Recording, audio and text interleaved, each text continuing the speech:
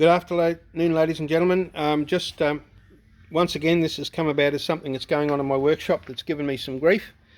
So if it's given me some grief, it's bound to give you some grief if you're trying to do something like this at home.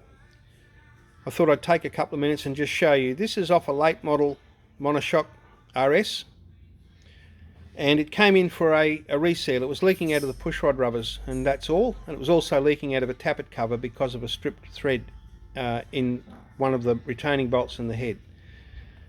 So a simple reseal, as people come in here and they want it done, there's an easy way to do it, and it doesn't cost a stupid amount of money, and the engine will be all tight. It involves, on the later models, you've got an O-ring that goes on the base of the cylinder, which is here. You can just see the O-ring groove there as it goes up against the base of the cylinder, and you can see the oil O-ring groove there also in that shot.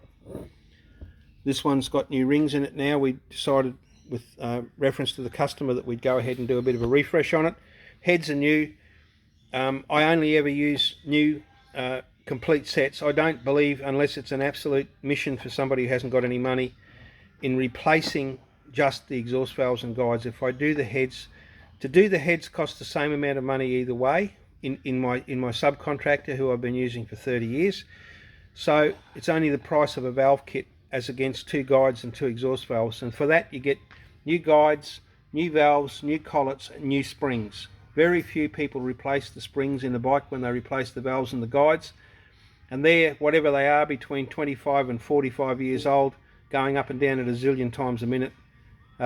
Anyone who doesn't replace the valve springs, in my view, is asking for trouble, but that's okay. It's everybody's choice when it comes to that. That's what we do here at the Boxerworks. So there's the head done. On top of, we decided to do rings and bearings in this motor and reseal it. So there's what you need, is a basic reseal. You need two O-rings per side, two pushrod rubbers per side, a cylinder base gasket, and an O-ring and a sort of cylinder head gasket, and also a rocker cover gasket, and the job is done. Now if you come along and look at what I'm doing here, you'll see also that I've got some little oddities here, and amongst them are the cam followers. So when we pull the cam followers, the heads off a bike and the barrels off a bike to do a reseal in the oil, we also have a look at the cam followers, because it's only a matter of sticking a magnet stick on the end of them and pulling them out, and lo and behold, the two exhaust followers on this bike are scrap. I can catch that with my fingernail, that little ding there, which means it's gone through the case hardening, and it's only a matter of time before that begins to shed, and when that begins to shed, it can cause an amount of damage that's absolutely breathtaking. So generally speaking, I try to tell people when we do a reseal to be prepared to at least replace the cam followers. We usually take the sump off at the same time and look for the infamous pin. I saw there was one of those on the web page this morning, just to make sure while we're going in there that if we have to, we can fix that. So it all went swimmingly. We got the heads back, rods are sized, new bearings, bushes ready to go, piston rings are in. I just took the cover off that before. It's got new pushrod rubbers on the bottom, and everything's ready to go back together. And then I had to have a look at this pull stud. Now these are an M8 metric by 1.25 thread. This had been, he didn't realise that the customer, when he told me that there was a leak there, he thought it was the stem pulled. He hasn't had the bike for all that long. And it had been helicoiled already, and some muppet had tightened the nut up, the centre nut on the rocker cover up so tight that they'd pulled the helicoil completely out, and in doing so they had puckered this and taken chips out of the hole here. They'd broken away as the helicoil came out of the head. So I sat there and scratched my head for a while, and I looked at it and I thought, well, I'll see if I can tap an first thing I did, was I went to a welding works called Bespoke and asked if it could be welded up and re-drilled and tapped, and the guy wouldn't even look at it, because the pillow that sits in is only as deep as my finger, and he said that the heat that they would generate trying to close that, in his view, might just cause a spot heat enough to warp the top of the head or warp the whole head or do some other affiliated damage, and he just wouldn't do it. He gave me the name of someone else who might be brave enough, and I took it there not expecting an answer other than no, and I got that immediately. He didn't even explain. He said, I wouldn't touch those with a 40-foot pole, mate. So that left me with nothing. I went back then and I measured stuff, and I had a look at it, and I reckoned I could tap an M10 thread by 1.5 hole in there. Of course the thread's a bit better in that atmosphere usually.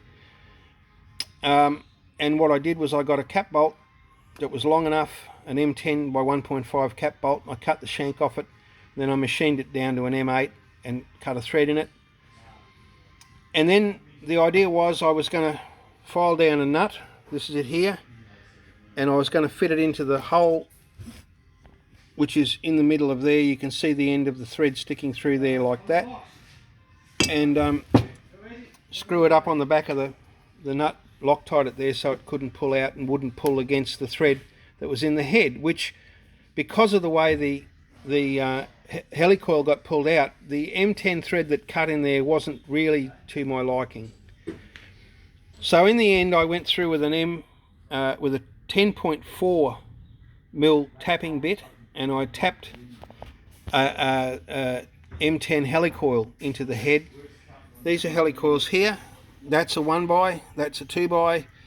It's longer than a 1x and not as long as a 2x, so I measured it all and cut it down to the right size, cut the M2 down, and then put it through into the head, Loctited it in place along with the stud, and now it is as good as it's going to be. It's also, being an M10 and of course the thread, it's a much bigger surface area to pull against. So the thing is though, if the guy pulls hard enough on this, he's going to pull it out anyway, and if he does that, well, he's just going to have to go and buy a new pair of heads, or a new head at least. It's the best I can do, but it's a pretty fair repair. It's seated well. Taking it out to a 10.4 and then tapping it for a helicoil gave me a very good fix in there, and there is enough meat to do that, so I'm not concerned about it holding on. It's just a question of how stupid people want to be with spanners.